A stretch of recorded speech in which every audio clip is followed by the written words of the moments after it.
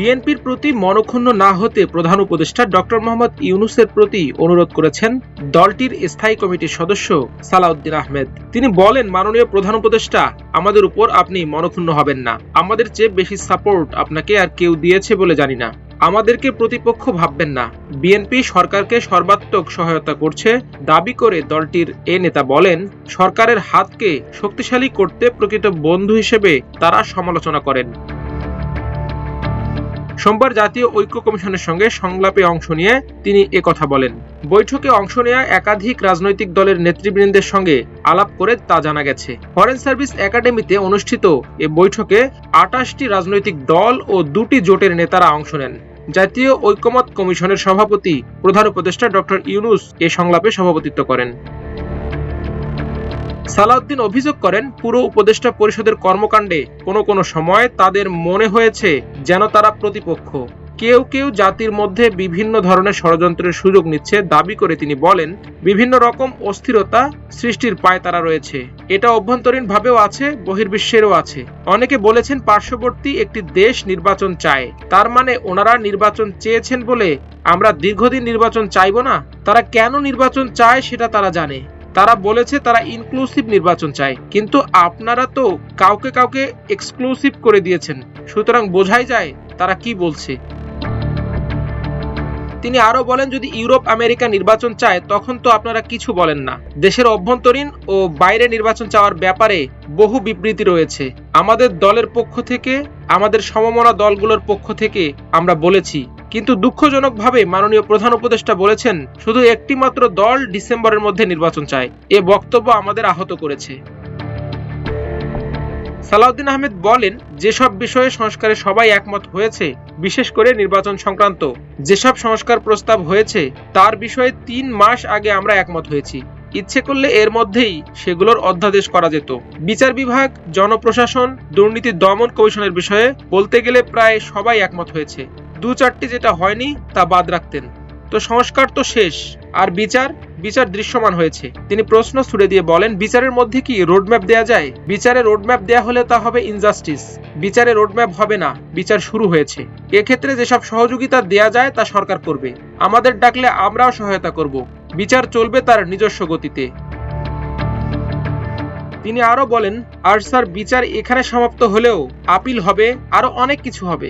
প্রধান উপদেষ্টার উদ্দেশ্য করে বিএনপির এই নেতা বলেন, জাতি অবশ্যই 15 আগস্টের আগে একটি বিচারের রায় দেখতে চায়। তারা যেন অন্তত একটি বিচারের রায় দেখতে পায়। অবশ্যই এক্ষেত্রে জোরাজুরি বা জবরদস্তি নেই, তবে জাতির প্রত্যাশা। একটা মামলায় কয়েকজন আসামি চিহ্নিত করা হয়েছে, বিচারটা খুব শীঘ্রই করা সম্ভব। এরকম 2-1টি মামলা অগ্রাধিকারের ভিত্তিতে বিচারের জন্য সরকারকে অনুরোধ করব। মঙ্গলবার আদালতে মামলা দায়ের করতে যাবেন উল্লেখ করে সালাউদ্দিন আহমেদ বলেন, আমার বিরুদ্ধে অভিযোগ উঠেছে আমি নাকি মামলা করছি না। এর পেছনে রহস্য আছে। আমি কালকে যাব মামলা করতে। শেখ হাসিনার মামলার বিচার কার্যক্রমের প্রসঙ্গে টেনে তিনি বলেন, আমরা দেখলাম, তার প্রশংসা করি। এভাবে যেন মানুষ স্বচ্ছ প্রক্রিয়ায় ওপেন কোর্ট ট্রায়াল দেখতে পায়। ইশরাক হোসেনের মেয়র পদে শপথের প্রতি ইঙ্গিত করে তিনি বলেন, আপনারা দয়া করে আদালতের রায় বাস্তবায়ন করুন। মানুষ যেন মনে না করে এখানে আইনের শাসন নেই। এখানে আদালতের রায় বাস্তবায়ন হচ্ছে না, সেটা এখন দৃশ্যমান হচ্ছে। আমাদেরকে বাধ্য হয়ে রাস্তায় যেতে হচ্ছে, মানুষকে রাস্তায় যেতে হচ্ছে। আমরা সেটা আপনার কাছে আশা করি না। এদেশের মানুষ এই উপদেষ্টা পরিষদের কাছে নিরপেক্ষ আচরণ আশা করে, সেটা আপনাকে দেখতে হবে। বিএনপি সরকারকে সর্বাত্মক সহায়তা করছে দাবি করে দলটির এ নেতা বলেন, আমরা যে শুধু অভিযোগের ঝুড়ি খুলে আপনার কাছে যাই তা নয়, আপনার হাতকে শক্তিশালী করার জন্য আমরা যাই। এ জাতিকে বোঝাতে চাই আমরা সর্বাত্মক সহযোগিতা করছি। যারা কেবল প্রশংসা করে বাইরের দৃশ্য সম্পর্কে বলে না, তারাই সবচেয়ে বেশি ক্ষতি করে সরকারের যারা সমালোচনা বেশি করে, আপনার ঘরের মধ্যে যারা আপনার সমালোচনা করে, তারাই আপনার বন্ধু। আমরা আপনার বন্ধু। আমরা হয়তো বাইরে আছি, আমরা আপনার সব থেকে বেশি সমর্থন করব। তিনি আরো বলেন, দয়া করে সবকিছু বিবেচনায় নিয়ে বিলম্ব না করে একটা রোডম্যাপ দেবেন ডিসেম্বরের মধ্যে নির্বাচনের। সেটা আমাদের দাবি। আর যদি কোনো যুক্তি থাকে সেটা আপনি জাতির সামনে উপস্থাপন করবেন এবং সেইভাবে বলবেন।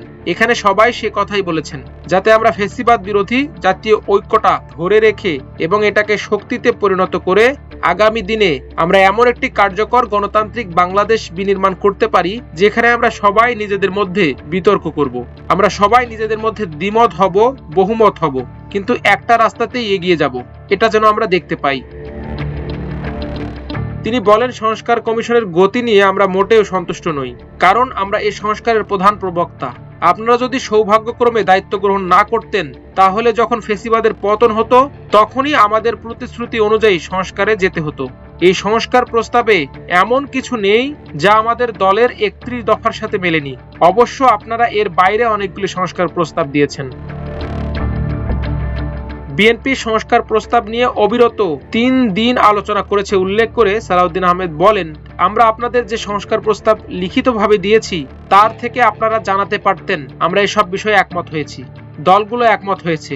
সংস্কার নিয়ে বেশি কথা বলতে চাই না বললে সংস্কার কমিটির সহসভাপতি অধ্যাপক আলী রিয়াজ ভাই কষ্ট পাবেন। বিএনপি এখানে সরকারের প্রশংসা করতে আসেনি উল্লেখ করে সালাউদ্দিন আহমেদ বলেন, আমরা এখানে আলোচনা করতে এসেছি। ডিসেম্বরের পর নির্বাচনে যাওয়ার একটি কারণও নেই। আমরা কেন, কি উদ্দেশ্যে ডিসেম্বরের আগে নির্বাচন চাই তা বহুবার বলেছি, যৌক্তিকভাবে প্রকাশ করেছি। মাল্টিমিডিয়া ডেস্ক, আমার দেশ।